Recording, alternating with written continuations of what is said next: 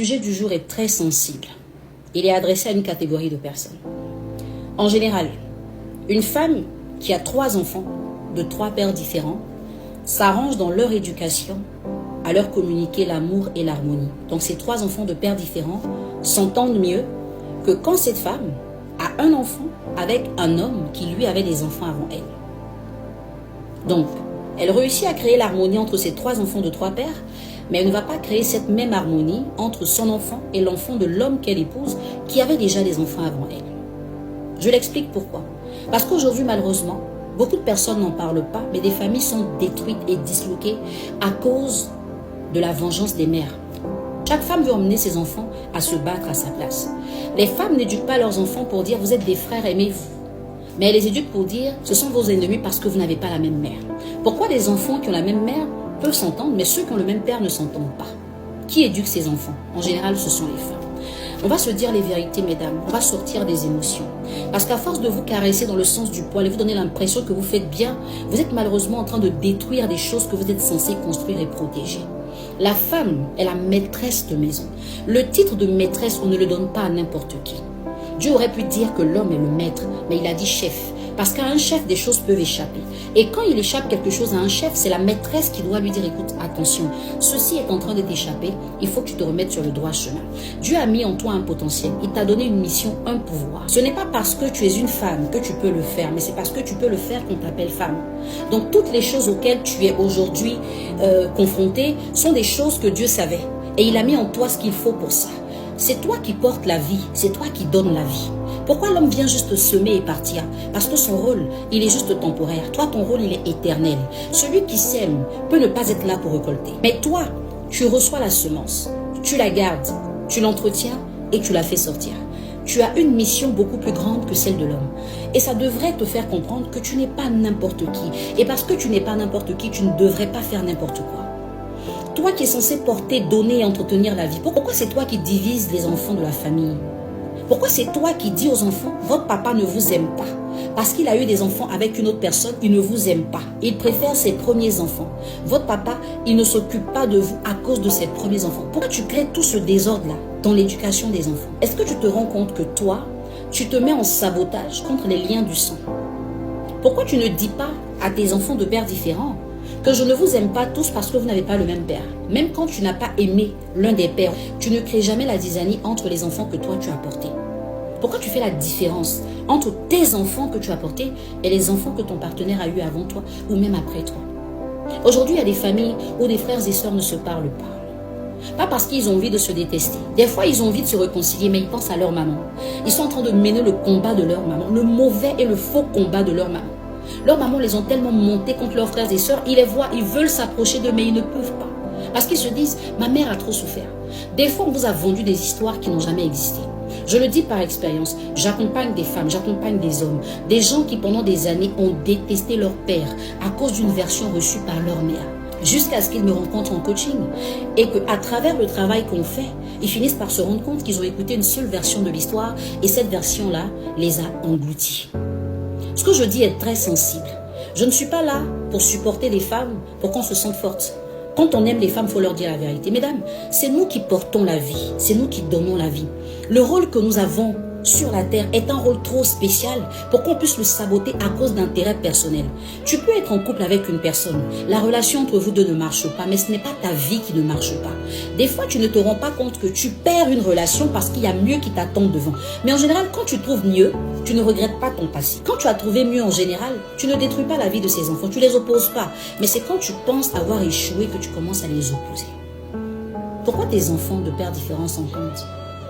Et pourquoi les enfants que tu as eus avec l'homme, qui a eu des enfants avant toi ou après toi, ne s'entendent pas? Qui est censé créer cette harmonie? On ne te demande pas d'inventer une amitié, on te demande d'être une femme normale.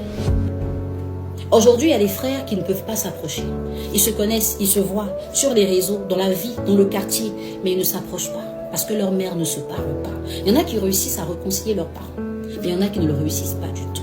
Et il y a des pères qui restent malheureux jusqu'à la fin de leur jour parce qu'ils n'ont pas réussi à créer cette harmonie autour de leurs enfants. Même quand les enfants veulent, les mamans ne veulent pas. Chacune utilise ses enfants pour régler ses comptes. Ce que je n'ai pas pu faire, il faut que mon enfant fasse à ma place. Mesdames, on ne peut pas s'éloigner du plan de Dieu juste pour des intérêts personnels. Non.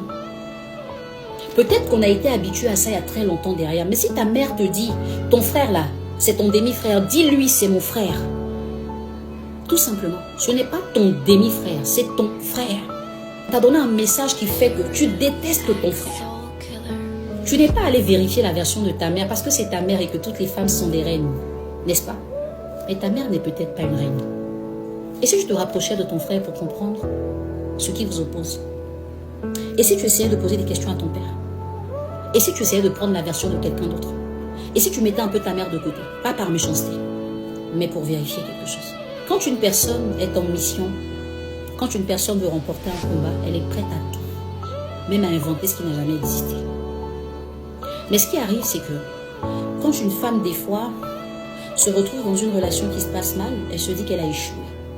Beaucoup de femmes ne comprennent pas qu'une rupture n'est pas synonyme d'échec. Pour beaucoup de femmes, si la relation n'a pas marché, c'est un échec. Mais non, toutes les ruptures ne sont pas des échecs. Il y a des ruptures qui sont des victoires. Mais c'est parce que vous ne croyez pas en vous que vous pensez que celui avec qui vous n'êtes plus a gâché votre vie. En fait, qu'est-ce qu'il a gâché dans votre vie? Vous avez passé du temps avec lui, vous l'avez aimé. Pourquoi vous le détestez aujourd'hui? Peut-être parce qu'il a fait des choses qui ne sont pas correctes. Mais si vous vous connectez à ce qu'il a fait de bien, est-ce que vous allez le détester autant? Non.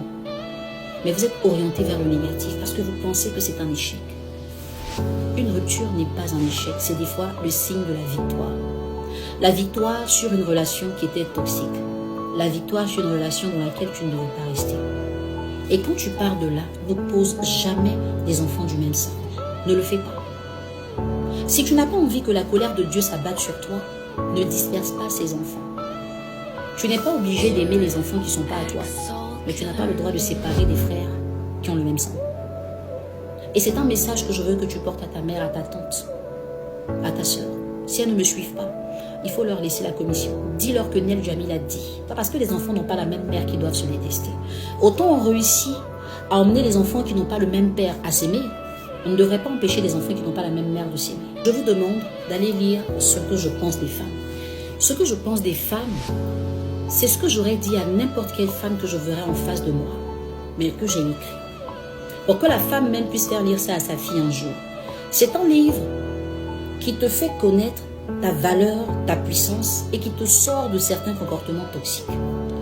Parce que tu es dans des combines, des choses bizarres, parce que tu n'as pas encore compris que tu es une personne spéciale. Tu n'as pas encore compris ton véritable rôle. Tu ne connais même pas encore ton identité. Tu as avalé ce qu'on t'a dit et tu vis en fonction. Mais ce qu'on t'a dit n'est pas vrai. Tu ne peux pas être coach, aide, maîtresse et puis être une personne banale. Pourquoi tu doutes de toi? Pourquoi tu ne te donnes pas le sens que Dieu t'a déjà donné? Pourquoi tu ne fais pas ce que Dieu a déjà mis en toi? Pourquoi? De génération en génération, ton énergie a détruit les gens qui étaient faits pour s'aimer, pour se soutenir. Écoutez, si vos mamans ne s'entendent pas, vous n'êtes pas obligé de vous détester.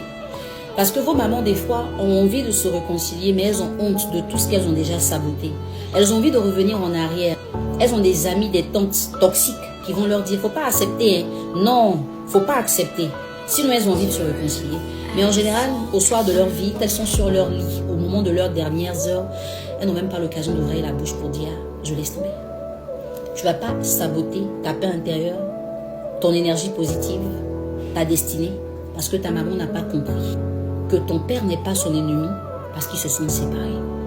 Je ne peux pas te permettre de continuer comme ça. Le sang est tellement fort que si tu joues avec le forcément, si quand ta mère t'a mis au monde, elle a versé du sang, n'oublie pas que la mère de tes frères a versé du sang quand elle les mettait au monde. Et ta mère n'a pas le droit de banaliser le sang versé à la naissance de tes frères.